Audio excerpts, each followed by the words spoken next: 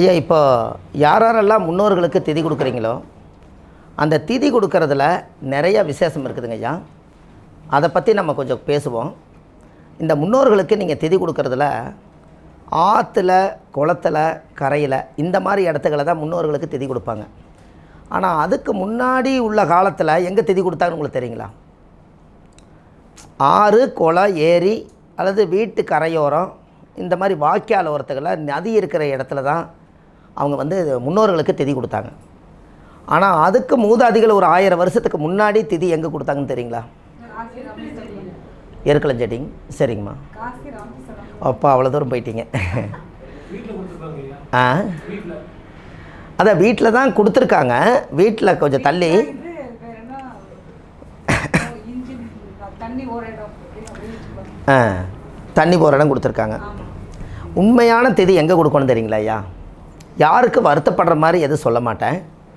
அந்த உண்மையான திதி எங்கே கொடுக்கணும்னு கேட்டிங்கன்னா, ஆலமரத்துடைய வேரை பறித்து அந்த வேறு மேலே கொண்டு போய் திதி கொடுத்தீங்கன்னா 21 தலைமுறை சாபம் உங்களை விட்டு போயிடும்.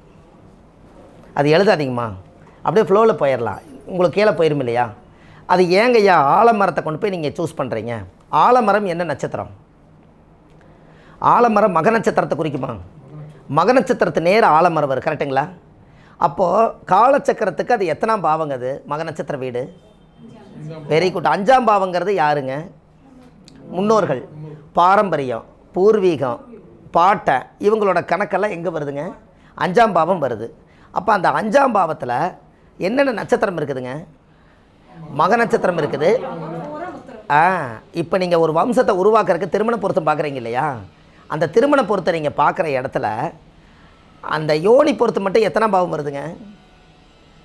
தினம், கணம், மகேந்திரம், ஸ்ரீதீர்க்கம், அப்புறம் 5ஆம் பாவம் அது யோனி வரும். அதை ஏன் ஆர்டரை 10 பொருத்தத்துக்கு ஆர்டரை வைக்கிற இடத்துல அந்த 5ஆம் பாவத்தில் மட்டும் ஏன் யோனியாக வச்சாங்க அப்படின்னா, அந்த 5ஆம் பாவம் என்பது புத்திரஸ்தானத்தை குறிக்குது. அப்போ குழந்தையை உருவாக்கணும் அப்படின்னு சொன்னால் மக நட்சத்திரம் ஆணெலியாகவும் பூர நட்சத்திரம் பெண்ணெலியாகவும் அதிகமாக இனப்பெருக்கம் உருவாகக்கூடியது 16 நாளைக்கு ஒருக்கா குட்டி போடுறது எலி மட்டும்தான். அதனால தான் அங்கே அதிகமான இனப்பெருக்கம் இருக்கிறதுனால தான் 5ஆம் பாவம் யோனின்னு வச்சு அதன் மூலியமாக குழந்தைய உற்பத்தியாகி கொண்டு வந்திருக்காங்க. புரியுதுங்களா ஐயா? அதானே? அப்போது அந்த 5ஆம் பாவத்துக்குள்ளே அந்த மக நட்சத்திரங்கிற ஆலமரம் அங்கே இருக்குது. அப்போ அந்த பூர்வீகத்தினுள்ள முன்னோர்கள் எல்லாம் பிறந்து காலமாயிட்டாங்கன்னா ஆலமரம் போல் தலைக்கணுன்னு சொல்லித்தானே அவங்க வாழ்த்துவாங்க.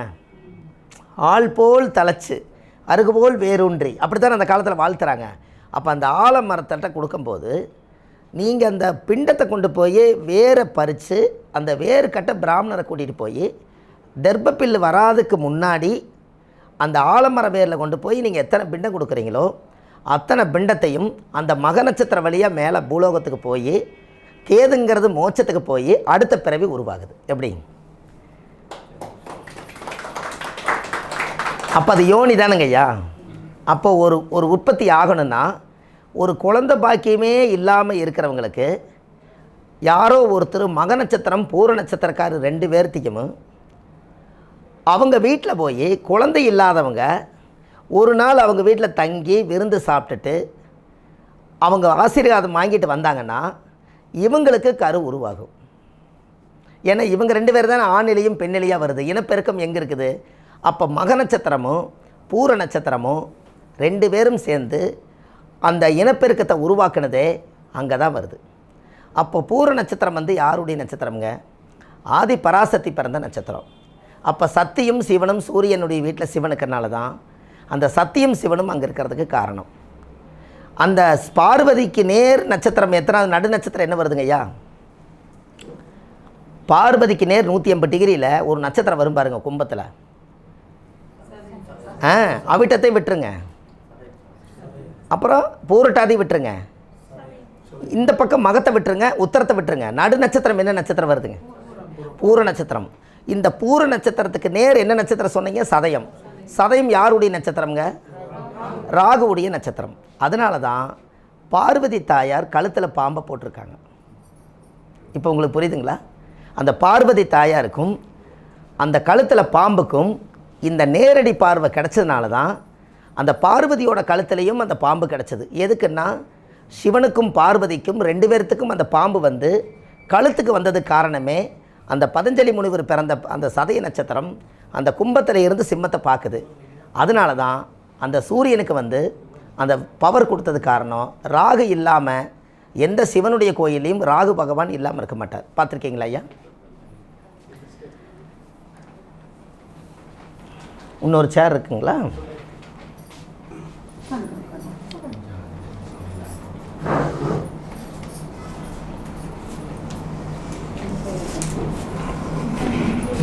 உட்காருங்க உட்காருங்க.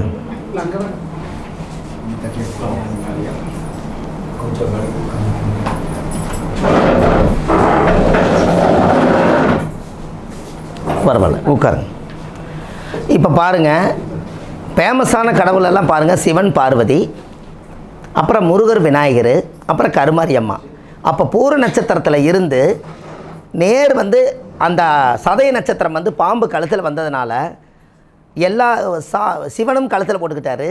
அதுக்கு அடுத்தது பார்வதியும் கழுத்தில் போட்டுக்கிட்டாங்க. முருகர் மயில் வாகனத்து பக்கத்துலேயே பாம்பை வச்சுக்கிட்டாரு. கருமாரி அம்மா தலை மேலே கொடை பிடிச்சி பாம்பு இருக்குது.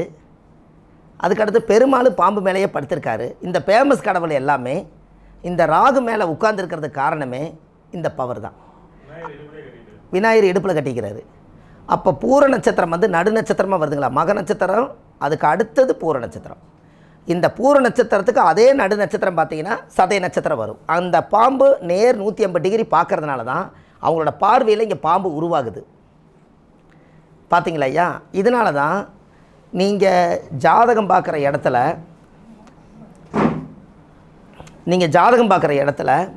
யாரெல்லாம் ராகை வந்து வசப்படுத்துகிறாங்களோ அவங்களுக்கு அந்த ராகுவோட ஆதிக்கம் இருக்கும்போது அவங்கள எதிர்த்து யாரும் பேச முடியாது. நீங்கள் பாம்பு வந்து யாராவது ஒருத்தர் பாம்புடைய அமைப்பில் பக்கத்தில் ஒரு பாம்புக்கு நீங்கள் பூஜை பண்ணுங்கள், ராகு பகவானுக்கு நீங்கள் பூஜை பண்ணுங்கள், உங்களை எதிர்த்து அவங்க பேச முடியாது. ஏன்னா கிராணம் பிடிக்கும்போது சூரியனுடைய பிம்ப ஒளியவே ஒரு நாள் வந்து அந்த ஒளியை மறைச்சு அவங்களோட ஆதிக்கம் இருக்கிற அளவுக்கு ராகு பகவானுக்கு அந்த பவர் இருக்கா இல்லையா சொல்லுங்கள்? அப்போது இப்போ பாருங்கள், ஒவ்வொரு இடத்துலையும் பாருங்கள், ராகு எங்கெல்லாம் அதிகமாக இருக்குதோ அந்த கோயில் ஃபேமஸாக இருக்கும். அப்போது நீங்கள் பரிகாரம் பண்ணுறதா இருந்துச்சுன்னா, யாராவது பரிகாரம் பண்ணுறதா இருந்துச்சுன்னா, நீங்கள் ஒரு சின்ன உங்கள் வீட்டில் ஒரு வெள்ளி நாகரும் கூட, யார் வீட்டில் தோஷம் இல்லைனாலும் கூட ஒரு சின்ன ஒரு வெள்ளி நாகர் வாங்கி அது ஒரு வெள்ளிக்கிழமை 10 to 12 ஒரு சின்ன ஒரு பாலாபிஷேகம் பண்ணி ஒரு நைவேத்தியம் வைங்க. அங்கே முன்னோர்களோட ஆசீர்வாதம் உங்களுக்கு வந்துடும். அது எதனாலைங்க? சூரியனா அப்பாவை குறிக்குது, சந்திரனா அம்மாவை குறிக்குது, ராகு யாரை குறிக்குதுங்க ஐயா? அப்போ அவங்க வந்துட்டாங்கல்ல உள்ள. என்னங்க?